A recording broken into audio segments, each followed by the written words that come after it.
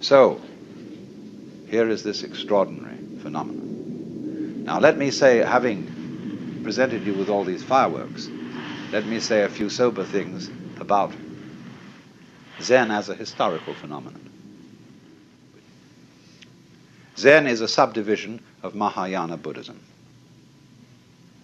And as you know, that is the school of Buddhism which is concerned with realizing Buddha nature in this world.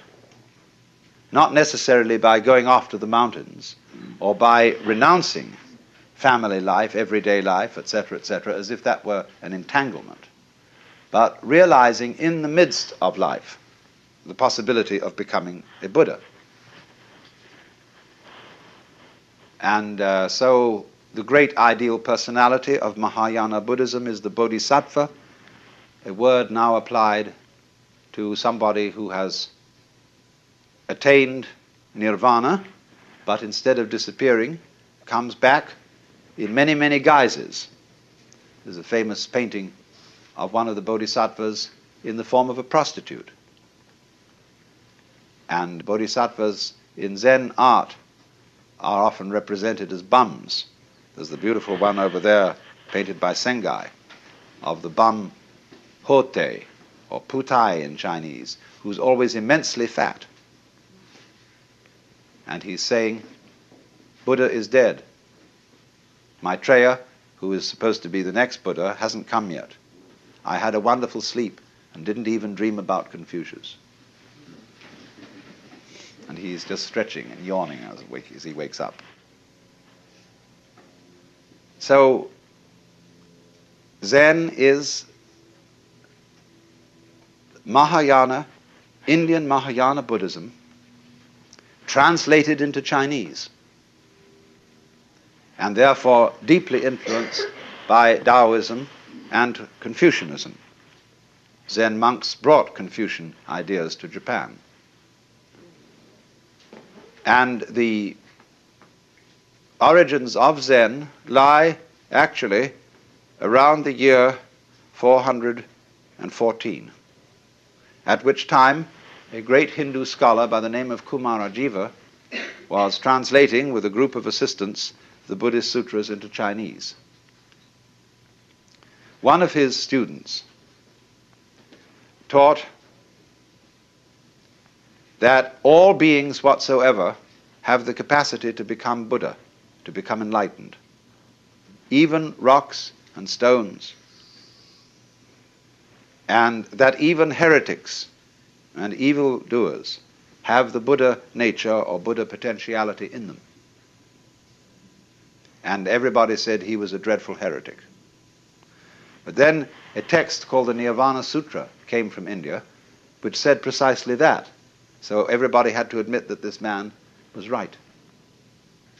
He also began to teach that awakening must be instantaneous. It's a kind of all or nothing state. I don't mean that there aren't degrees of its intensity, but once you see the principle, you see the whole thing. As they say, when the bottom falls out of the bucket, all the water goes together. Those men then promulgated the way of sudden awakening. Bodhidharma came later, and he is supposed in legend to have been followed by a line of 6 patriarchs, of which he was the first. The second was named Eka, I'm using the Japanese pronunciation, who was formerly a general of the army. Then the third was Sosan, who wrote the Shinjinmei, which is the most marvelous little summary of Buddhism in verse. And so on till they came to Eno, the 6th patriarch. You know perhaps more familiarly his Chinese name, Huineng. He died in 715 AD. He's the real founder of Chinese Zen, the man who synthesized the whole thing, and was at least his collected discourses are contained in what is called the Platform Sutra. And any student of Zen should read the Platform Sutra. But Eno really fused Zen with the Chinese way of doing things. And he emphasized very thoroughly, do not think you are going to attain Buddhahood by sitting down all day and keeping your mind blank. Because a lot of those students who practiced dhyana, which is the Sanskrit for Chan, which is the Chinese for Zen, which is in turn Japanese, means meditation, or contemplation perhaps would be a better translation in English. And everybody thought that the proper way to contemplate was to be as still as possible. But according to Zen, that is to be a stone Buddha instead of a living Buddha. Now I can knock a stone Buddha on the head, clunk, and it has no feelings. And so it's a stone Buddha. There was a famous Zen master called Tanka, who went to a little lonely temple on a freezing cold night. And he took the Buddha image, one of the Buddha images off the altar, split it up and made a fire. And when the attendant of the temple came in the morning, he was horrified. Broke at the image, and Tanka took his stick, started raking in the ashes. And the temple priest said, "What are you looking for?" He said, "I'm looking for the sali, that is to say the jewels that are supposed to be found in the body of a genuine Buddha when he's cremated." So the priest said, "You couldn't expect to find sali from a wooden Buddha." In that case, said Tanka, "Let me have that other Buddha for my fire." That's, you see, the difference between living Buddha and stone Buddha. But a person who thinks that in order to be awakened, you have to be heartless, to have no emotions, no feelings, that you couldn't possibly lose your temper or get angry or feel annoyed or depressed, those people haven't got the right idea at all. If that's your ideal, said Eno, you might just as well be a block of wood or a piece of stone. What he wanted you to understand is that your real mind, while all those emotions are going on, is imperturbable. Just like when you move your hand through the sky, you don't leave a track. The birds don't stain the blue when they pass by. And when the water reflects the image of the geese, the reflection doesn't stick there. So, to be pure-minded in the Zen way, or clear-minded is a better way of translating it, is not to have no thoughts. It's not a question of not thinking about dirty things.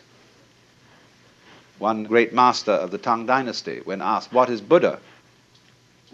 believe it or not, answered, "A dried turd." So it's not that kind of purity. It is purity, clarity, in the sense that your mind isn't sticky. You don't harbor grievances. You don't be attached to the past. You go with it, with life. Life is flowing all the time. That is the Tao, the flow of life. You are going along with it whether you want to or not. You're like people in a stream. You can swim against the stream, but you'll still be moved along by it. And all you'll do is wear yourself out in futility. But if you swim with the stream, the whole strength of the stream is yours. Of course, the difficulty that so many of us have is finding out which way the stream is going. But suddenly, as it goes, all the past vanishes, the future has not yet arrived.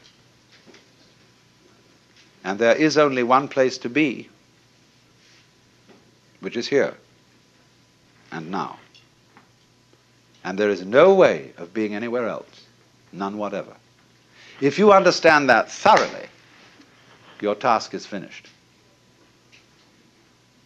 You then become instantaneous and also momentous.